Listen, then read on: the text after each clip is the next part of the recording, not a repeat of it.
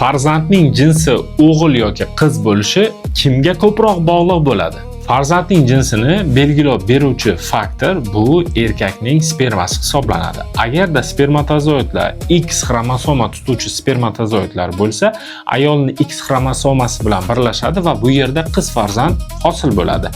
Agarda erkak urug'lari Y spermatozoidlarni tutuvchilari ayolning X follikulasini urug'lantirsa, X va Y o'g'il paydo bo'ladi.